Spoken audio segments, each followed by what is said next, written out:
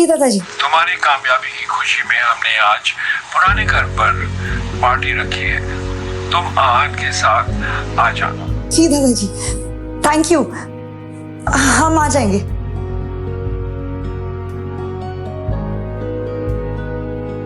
क्या वो दादाजी ने पुराने घर में पार्टी रखी है और हम दोनों को बुलाया है।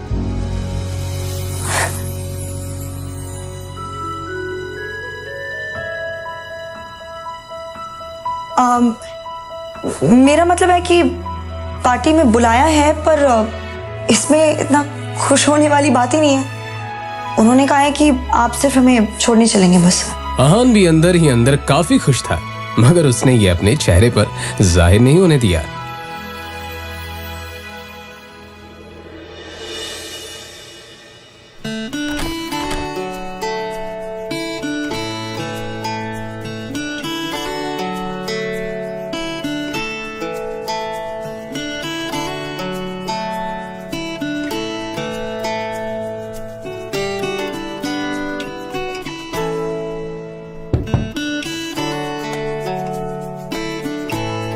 इतना हैरान होने की कोई जरूरत नहीं है। अपने लिए कुछ कपड़े मंगवाए थे, पसंद नहीं आए। दुकानदार पैसे वापस ही नहीं कर रहा था, तो मैंने सोचा आपके लिए कुछ मंगवा।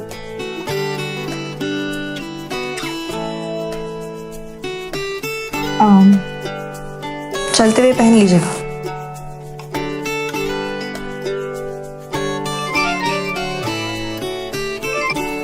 हाँ शगुन बोलो। शनाया, ये शॉपकीपर बोल रहा है कि तुमने आहान के लिए स्पेशल ऑर्डर देके सूट बनवाया है।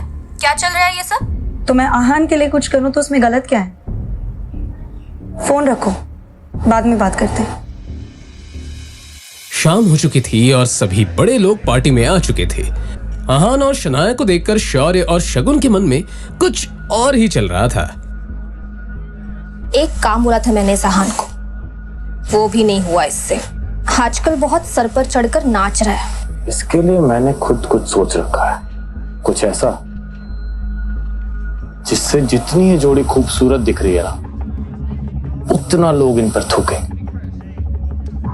उसके लिए मुझे तुम्हारा साथ चाहिए होगा।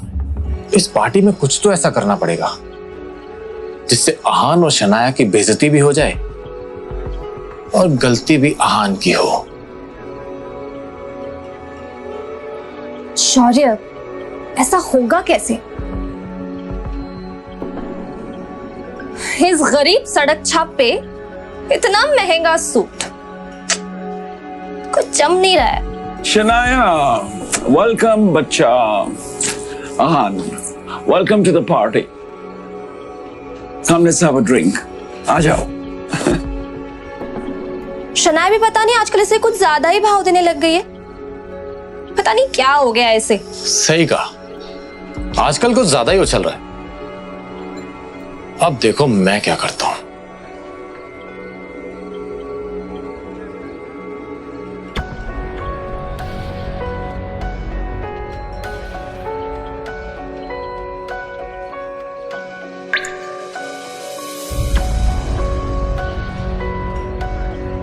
अरे आहान, आज ये सूट कहां से मारा? ओ, अब ये निकम्मा पति अपनी पत्नी के टुकड़ों पे पलने भी लगा है, वरना तुम्हारी इतनी औकात कहां कि तुम इतना महंगा सूट पहन सको। अरे जीजा जी, इसकी बातों का बुरा मत मानिए आप। अब आखिर जीजा जी घर जमाई है ना। अब घर जमाई तो अपने ससुराल के टुकड़ों पर ही पलता है ना? और आप अपनी पत्नी के पैसों पे ऐश कर रहे हो, तो इसमें गलत क्या है? अच्छा सॉरी, लेकिन शगुन, तुम्हें लगता है कि शनाया इससे प्यार करती है? तुम्हें ऐसा क्यों नहीं लगता? वो देखो, अपने पति को छोड़कर। हाँ, वो तो है। गौरव हमेशा से ही शनाया को पसंद करता था, मगर फिर उसकी शादी शगुन के साथ हो गई। बावजूद इसके गौरव अब भी कोई मौका नहीं छोड़ता था, इसलिए अब भी वो उस पर ट्राई करता रहता था। हाँ, ये बात अलग थी कि शनाया गौरव को जरा भी भाव नहीं देती थी। कम से कम आज के दिन तो शनाया को अपने पति को अकेला नहीं छोड़ना चाहिए था। जीजा जी, ओ छोड़िए ना, चलिए हम एंजॉय करते हैं। नहीं मैम, शराब नहीं पी। अरे कम ऑन अहान, कभी कभी ऐसी पार्टीज में ये सब चलता है। पी भी लो। नहीं, अरे लो यार, P low. Yes. That's like a good boy. ओ जीजा जी, हमारे ग्लास से नहीं पियेंगे? इतना भेदभाव? चलिए, come on, finish it. Come on. You have to do this. You have to do this. Come on. Bravo, जीजा जी.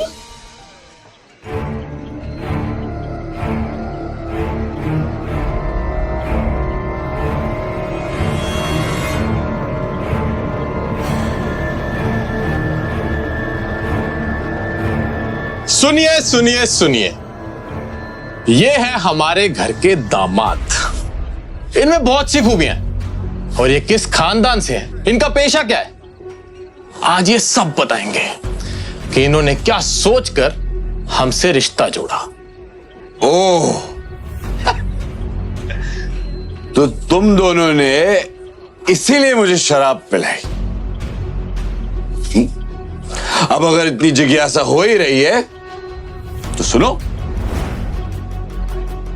साले साहब, पहले आपसे शुरू करते हैं। तुम ना एक नंबर के लालची और खुदगर्ज इंसान हो। गिल कंस्ट्रक्शन के भाग दौड़ को हासिल करना चाहते हो और इसीलिए तुम शनाया को अपने रास्ते से हटाना चाहते हो।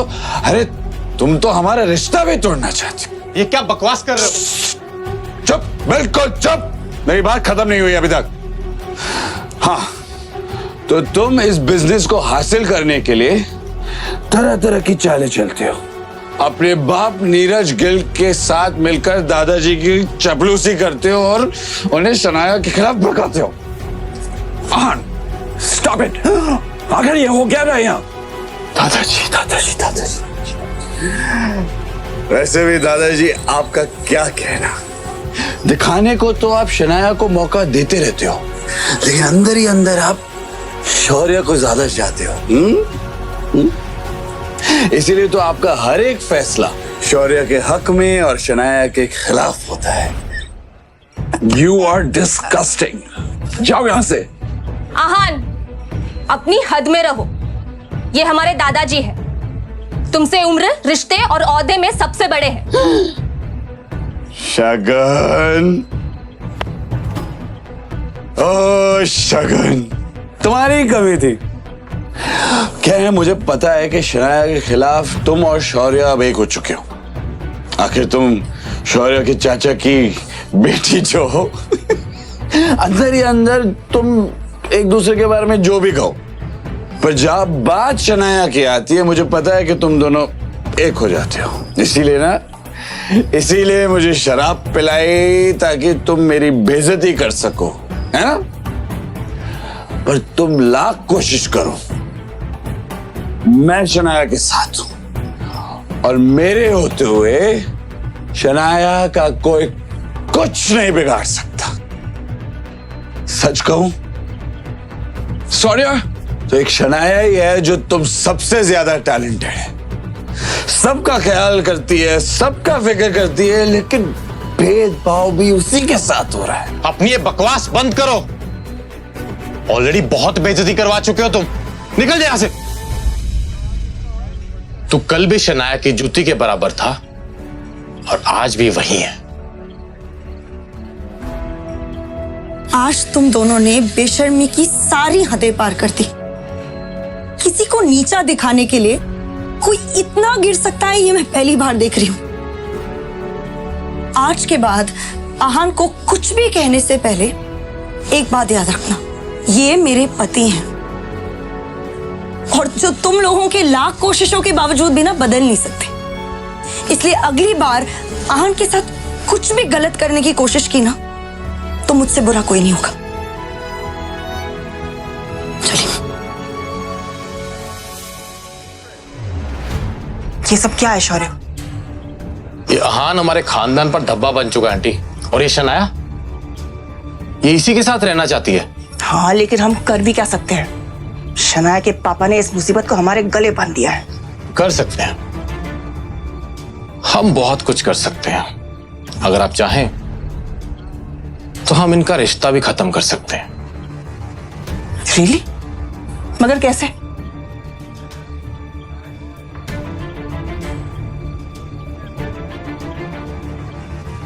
ठीक है, तुम्हें जो करना है तुम करो, लेकिन एक बात याद रखना, शनाया को कुछ नहीं होना चाहिए।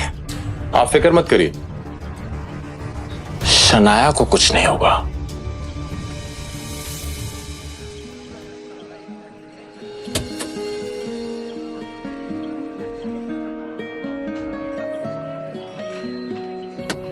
आज जो कुछ भी हुआ है उसे भड़काने में जरूर शौर्य और शगुन का हाथ है, मगर जो भी हो, आखिरकार आहान के दिल में छुपी हुई फीलिंग्स तो सामने आ गई।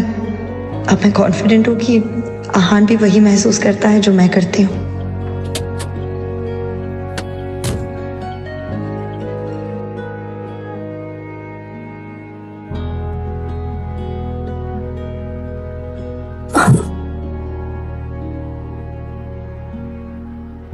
मैं आपसे बहुत प्यार करता हूँ। सॉरी, जो भी हुआ ना उसमें मेरी कोई गलती नहीं। सब ना हमें अलग करना चाहते, मगर मैं ऐसा होने नहीं दूंगा। मैं आपके साथ रहूंगा, आपको कभी अकेला नहीं छोड़ूंगा।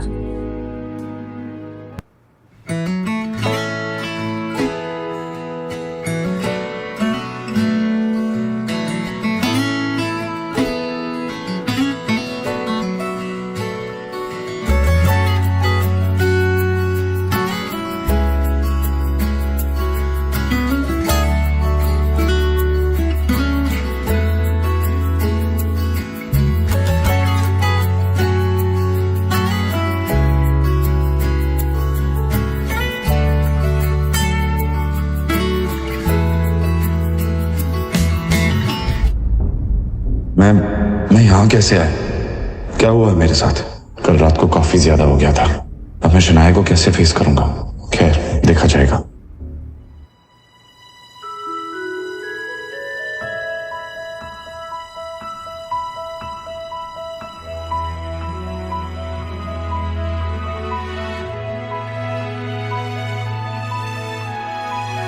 Good morning. कल रात जो भी हुआ उसके लिए मैं बहुत शर्मिंदा हूँ। कल रात को आपको फिर से मेरी वजह से तकलीफ हुई, उसके लिए हो सके तो मुझे माफ कीजिए। कल रात के लिए I am really sorry. Coffee तो ले लो।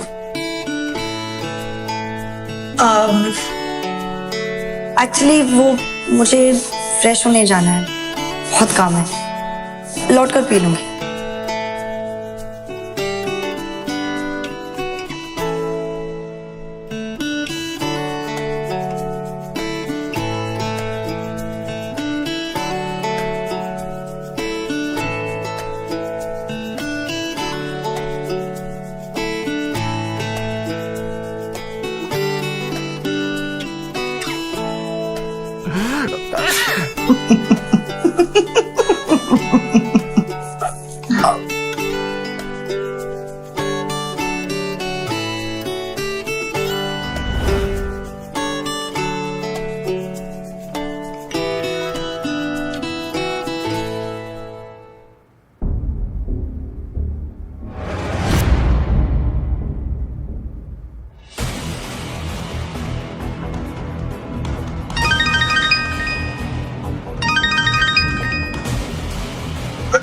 विक्रम बोल रहा हूँ। अब आप क्यों फोन कर रहे हैं? अपने फैसले के बारे में क्या सोचा है यंग मास्टर?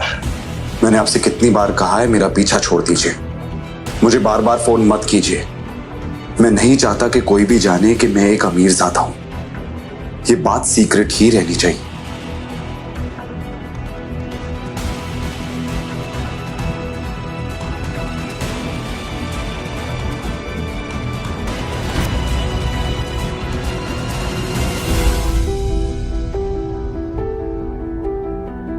क्या हुआ शनाया? हाँ, वो कल रात को जो हुआ इसलिए। इट्स ओके, मुझे ऑफिस जाना है, इसलिए बार बार एक ही बात करना बंद कीजिए प्लीज।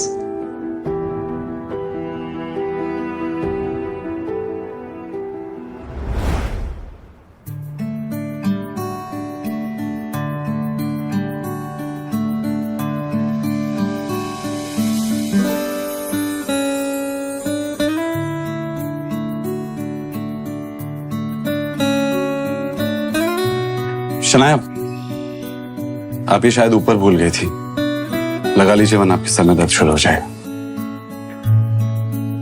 दोनों अपने मंजिल की तरफ निकल पड़े।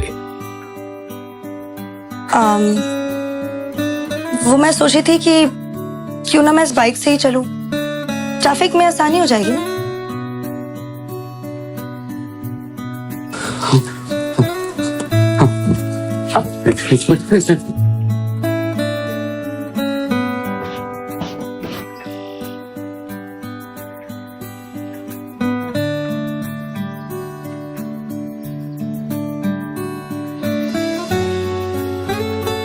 बाइक पर बैठकर शनाया ने आहान के कंधे पर हाथ रखा तो आहान को एक अलग ही एहसास हुआ।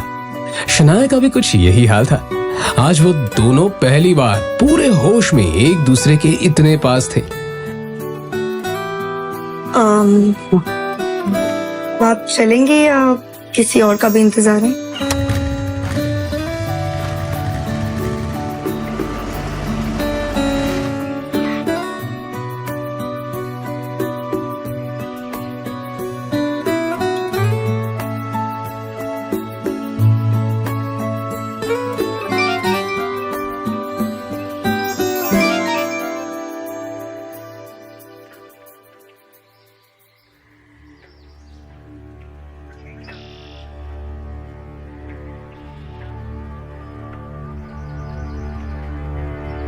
शनाया के पापा के एक्सीडेंट की खबर सुनकर आहान की भी वही हालत खराब हो गई, क्योंकि एक वही तो थे उनकी जिंदगी में जिन्होंने आहान पर हमेशा विश्वास किया था। शनाया बेटा, तुम्हारे पापा उन्हें आईसीयू में रखा है। आप चिंता मत कीजिए, सब ठीक हो जाएगा। जाके पता करके आते हैं, चलिए। क्या बात है डॉक्टर, कैसी हालत है वो उनकी? जब उन्हें यहाँ लाया गया तो उनकी हालत बहुत खराब थी और अब उनकी हालत स्थिर है। फिर भी हम उन्हें निगरानी में रखे हुए हैं। फिलहाल उम्मीद है कि उनकी हालत में सुधार हो, पर कुछ और होने की आशंका से हम इनकार भी नहीं कर सकते।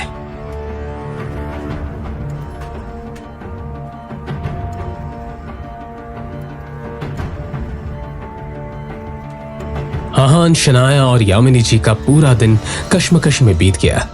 शाम होने को आई थी और अब भी वो सब हॉस्पिटल में मौजूद थे। शनाया की हालत आहान से देखी नहीं जा रही थी। तभी कुछ सोचते हुए आहान ने शनाया के पास जाकर कहा, अब आप माँ को लेकर घर निकल जाइए शनाया। अंकल की देखभाल के लिए मैं यहाँ हूँ। जो भी होगा मैं आपको फोन करता रहूंगा। पर मैं पापा को इस हाल में छोड़कर कैसे जा सकती हूँ? उनकी हालत। देखो शनाया, अंकल के लिए मेरा प्यार आपसे कम नहीं है। उन्होंने मेरे लिए जो कुछ भी किया है उसका एहसान मैं नहीं चुका सकता।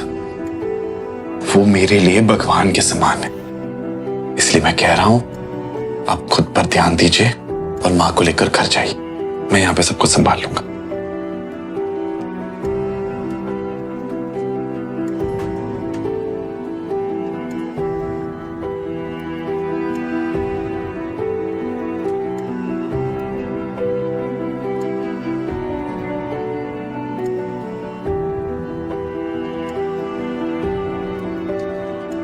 कुछ ही देर में शनाया अपने कमरे पर और यामिनी जी अपने घर पर थी। उधर आहान अभी हॉस्पिटल में एक जगह बैठा हुआ था जब डॉक्टर ने उसके पास आकर कहा, देखिए मिस्टर शेखर की हालत अचानक ही बहुत ज्यादा बिगड़ती जा रही है। जल्दी उनको ऑपरेशन करना होगा।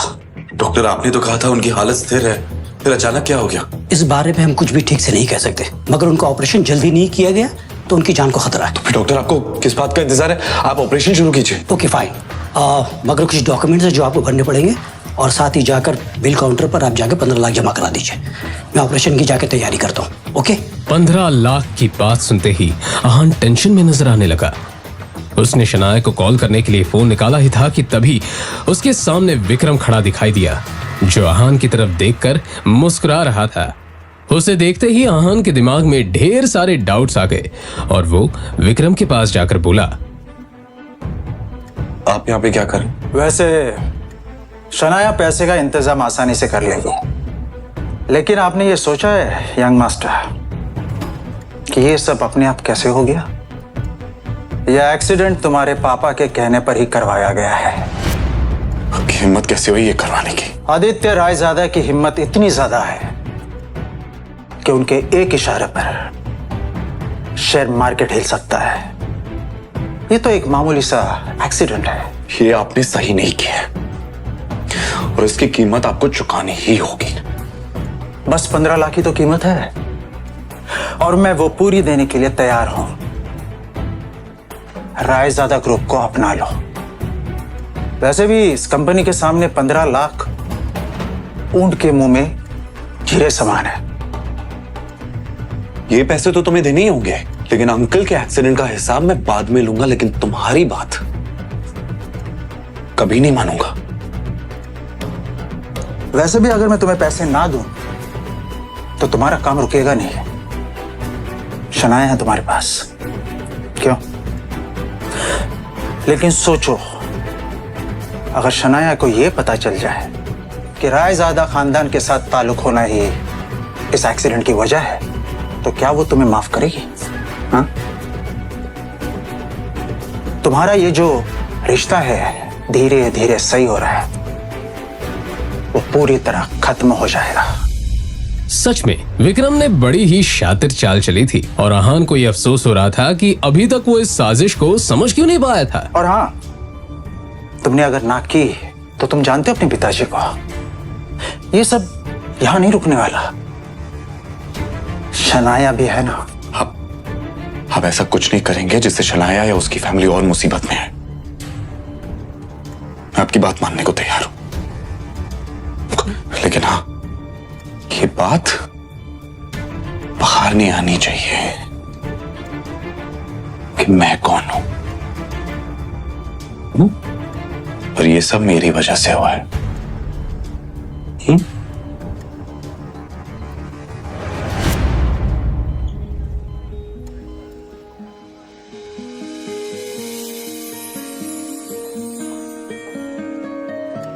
आहान ने शनाया को उसके पापा की हालत के बारे में बताया और फिर जरूरी फॉर्मेलिटीज पूरी करने के बाद उनका ऑपरेशन शुरू हो गया।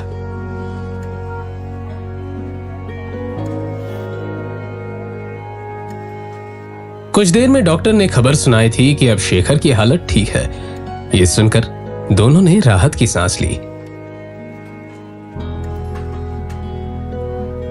अब वो मैं पापा के लिए खाना लेकर आई थी, सोचा था उनकी तबीयत बेटर होगी तो उन्हें खिला दूंगी, पर अब आप ही को खाना पड़ेगा।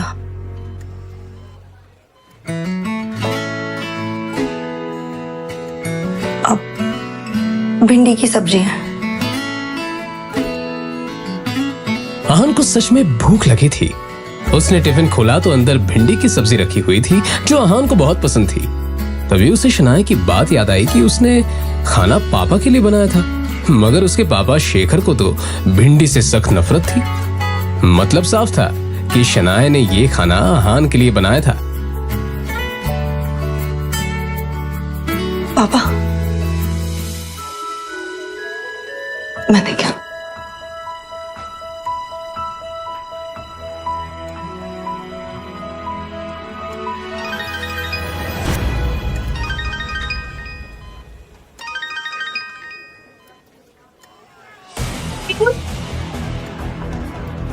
शगुन, क्या नया नाटक है? शगुन के रोने की आवाज और गुंडों के हंसने की आवाज आहान के कानों में साफ पड़ रही थी।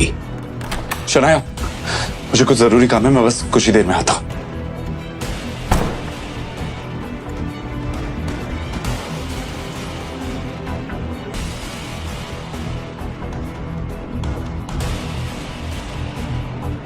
अचानक हुए इस हमले से आहान खुद को संभाल नहीं पाया। अपनी नाक पर पड़े बंधन से आहान ने निकलने की पूरी कोशिश की थी, मगर अंत में उसका शरीर ढीला होता गया और आहान बेहोश होकर जमीन पर गिर पड़ा। जाहिर था आहान को रुमाल में लगे क्लोरोफॉर्म की मदद से बेहोश किया गया था और फिर जैसे ही वो बेहोश हुआ, उसके सामने दो चेहरे आकर खड़े हो गए। उनका नाम शौर्य और शगुन था। दोनों के चेहरे पर एक विजयी मुस्कान थी। तभी शगुन ने शौर्य से कहा,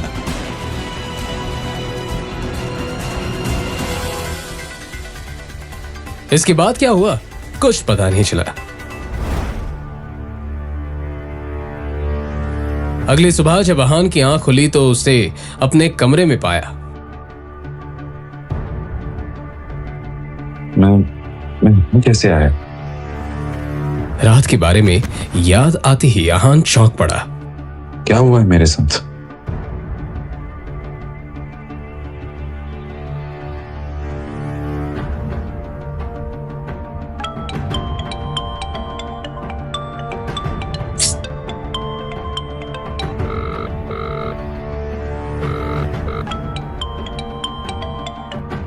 हेलो।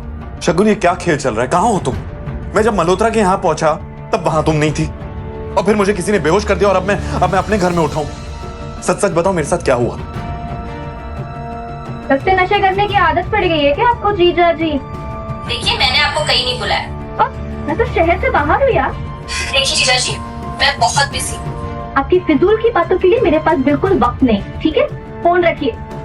इतना कहकर शगुन ने फोन काट दिया। तभी उसके मोबाइल पर शनाया का मैसेज आया। इस मैसेज को पढ़कर आहान ने एक लंबी सांस ली और फिर उसकी मोबाइल पर विक्रम का फोन आया। फोन उठाते ही विक्रम ने कहा, अब आप अपना काम शुरू कर सकते हैं। आज आपके रहने के लिए रोजवुड स्प्रिंग में एक घर बुक कर दिया। आप जाकर देख सकते हैं, मगर उस कार्तिक कोहली से बचकर रहना। वो बहुत ही चालाक है और अपना काम निकालने में काफी माहिर। रोजवुड स्प्रिंग के बारे में आहान ने बहुत सुन रखा था। एक फ्लैट की कीमत भी वहां 50 करोड़ से कम नहीं थी। उसे याद था कि शनाया को यह जगह बहुत पसंद थी। अरे ओ, रुको रुको, कौन हो तुम और इस तरह से अंदर क्यों जा रहे हो? वो मुझे यहाँ पे घर खरीदना है, बस वही देखने जा रहा हूँ। ए भाई, आजकल तो कोई भी ऐसे ही इधर मुंह उठा के चला आता है, और तुम्हारी तो इधर देखने तक की भी औकात नहीं है, और बातें बड़ी बड़ी कर रहे हो। चलो निकलो ऐसे, निकलो। एक तो किसी के कपड़े देखकर उसे जज करना गलत बात होती है, और यहाँ हर गेस्ट के साथ आप ऐसी बात करते हैं क्या? मुझे जाने दीजिए। अरे जाओ जाओ, निकलो, अरे भी गाड़ी लेके निकलो, चलो। और फिर इस तरह से उनके बीच बात काफी बढ़ गई। आहान उसको थप्पड़ मारने ही वाला था कि तभी पीछे से एक आवाज आई। सर। आहान ने पलटकर उस तरफ देखा तो रोजवुड स्प्रिंग का मालिक कार्तिक कोहली खड़ा हुआ था। कार्तिक कोहली उन गार्ड्स के नजदीक आकर बोला, सर, इन्हें माफ कर दीजिए। इनकी तरफ से मैं आपसे सॉरी बोल रहा हूं। शायद तुम गेस्ट से बात करने की तमीज भी भूल चुके हो। तुम्हें पता भी है सामने कौन खड़ा है? Sorry sir. निकलो, आउट। इतना कहकर कार्तिक कोहली आहान को अंदर ले गया। इन्हें मैं कौन हूं ये बताने की कोई जरूरत नहीं है। बस इन्हें ये पता होना चाहिए कि अगर कोई गरीब भी यहाँ पे आ जाए ना, तो उसके साथ भी सलीके से पेश आना चाहिए। जी जरूर। अब वैसे मुझे पता था आप यहाँ आने वाले हैं, बस इन्हें बताना भूल गया। वैसे मैंने आपके लिए लंच का इंतजाम किया। चलिए जरा हमें भी मौका दीजिए। आपका ये रोजवुड स्प्रिंग्स काफी पॉपुलर हो रहा है, पर मुझे लगता है अगर इस पहाड़ी इलाके में इसका एक्सपेंशन हो पाए ना, तो ये जगह देश भर में मशहूर हो जाएगी और बड़े बड़े लोग आकर खरीदारी करना पसंद करेंगे। आप सही कह रहे हैं मिस्टर रायजादा, मगर क्या है कि इसके लिए बहुत सारे पैसों की जरूरत हो, जो फिलहाल तो मेरे पास नहीं है। अगर आप चाहें तो इस प्रोजेक्ट में मैं इन्वेस्ट कर सकता हूं। ये तो मेरे लिए बड़े नसीब की बात होगी। मुझे आपका ये फैसला मंजूर है। और फिर इस तरह से यहाँ एक डील फाइनल हो गई। कार्तिक कोहली बहुत ही खुश था। तो ठीक है, मैं चलता हूं। अरे मिस्टर रायजादा, बाहर धूप बहुत है, आप मेरी गाड़ी लेकर जाए प्लीज।